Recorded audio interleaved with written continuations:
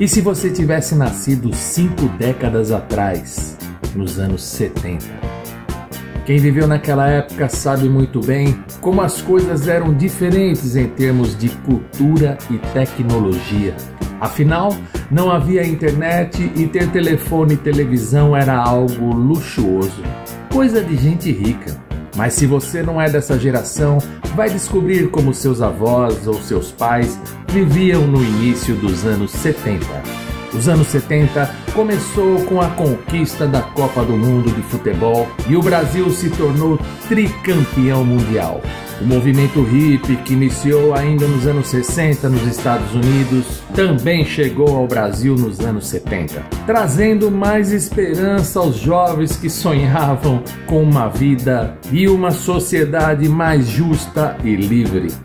Em 1973, o nosso presidente era Emílio Garrastazu Médici, o terceiro do regime militar. Se você não viu, o giro mostra.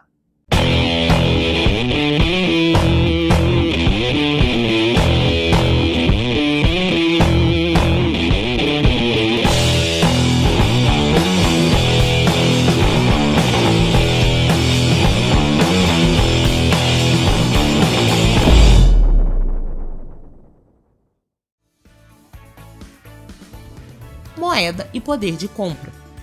A moeda corrente no país era o cruzeiro, que tinha entrado em circulação em 1970, e as notas eram assim.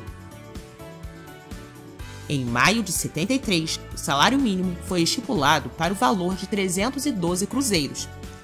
Nas prateleiras dos mercados, o açúcar custava 8 cruzeiros o quilo, e 1 litro de leite pasteurizado podia ser comprado por 4 cruzeiros e 10 centavos. De acordo com o Jornal do Carro, uma Brasília ano 73 custava em torno de 20.800 cruzeiros, equivalente a cerca de R$19 mil em valores atualizados. Mas comprar carro não era fácil não, viu gente?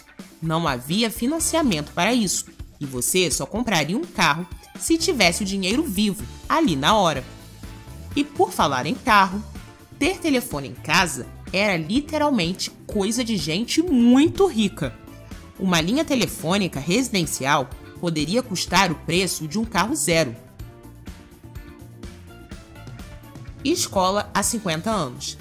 Nesta época, os governantes estavam decididos a erradicar o analfabetismo e profissionalizar os estudantes, para que terminassem os estudos, prontos para o trabalho. A alta busca por cursos de ensino superior aumentou 300% nessa década, e por isso foram criados os vestibulares.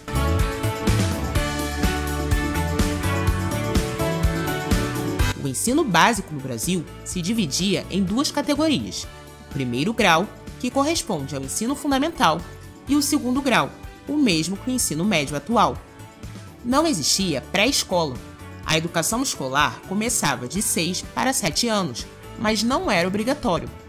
Por isso, havia as salas da primeira série com alunos de 6 anos, que entraram na idade certa, e de 10 anos, que entraram atrasados.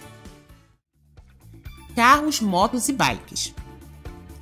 Os carros populares da época eram o Ford Corcel, o Fiat 147, a Brasília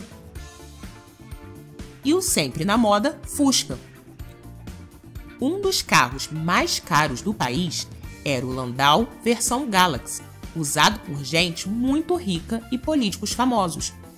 A moto mais cobiçada pelos rapazes foi, sem dúvida, a Honda CB 350, lançada em cores vibrantes como verde, vermelho e azul piscina, o sonho de todo jovem.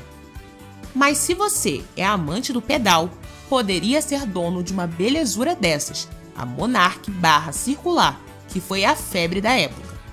Ou então, poderia pedalar em uma belíssima Caloi berlineta, que era o modelo mais amado das mulheres. Moda há 50 anos. Se sua mãe e seu pai eram jovens nessa época, eles se vestiam exatamente assim. O início dos anos 70 adotou o visual hippie, com suas calças boca de sino e vestidos larguinhos, cheios de flores e franjas. As estampas psicodélicas e coloridas vieram com força e foram moda durante toda a década. A calça jeans ganhou popularidade e nas noitadas das discotecas o brilho estava presente até mesmo nas meias. As sandálias de plataforma vieram com tudo e as bolsas de franja e crochê ficaram em alta durante toda a década. As meninas passaram a usar sombras mais coloridas, como verde, rosa e azul. Ao mesmo tempo, o rouge recebia várias camadas e deixavam as bochechas bem marcadas. As musas nacionais eram mulheres como Vera Fischer, Miss Brasil em 69, e Nadia Lippe, atriz de Porno Chanchadas. Os rapazes, como podem ver, usavam roupas coloridas, calças boca de sino, camisas floridas, paletós xadrezes e o famoso sapato pata de elefante. Esportes e lazer. O futebol era o esporte do tempo. Não havia olhos para outro. O Campeonato Brasileiro de Futebol de 1973 se chamava Campeonato Nacional de Clubes e foi a 17ª edição, tendo Palmeiras como bicampeão. Pilotando um Lotus Ford, Emerson Fittipaldi foi campeão do Grande Prêmio Brasileiro, levando também o Campeonato Mundial desse ano. Na música, tivemos a ascensão do maior astro do rock brasileiro, o talentoso Raul Seixas. Ao mesmo tempo, o grupo Secos e Molhados de Ney Matogrosso teve 3 músicas nos topos das paradas. Sangue Latino foi a mais tocada nas rádios em todo o país. A novela Selva de Pedra, exibida pela Rede Globo, parou o país com um sucesso nunca visto antes. Contava com os atores Francisco Coco, Regina Duarte, Dina Sfati e Carlos Vereza como principais protagonistas. Pela primeira vez, a TV brasileira fez uma grande produção voltada para o público infantil, lançando a Vila Sésamo na TV Cultura.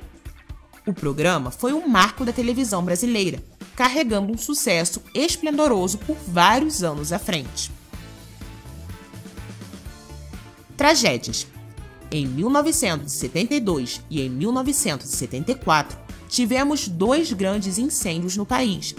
Ambos aconteceram em São Paulo, nos edifícios Andraus, deixando 15 mortos, e no edifício Joelma, com 187 mortos. Em 73, um avião brasileiro precisou fazer o pouso de emergência em Orly, na França, devido a um incêndio no banheiro.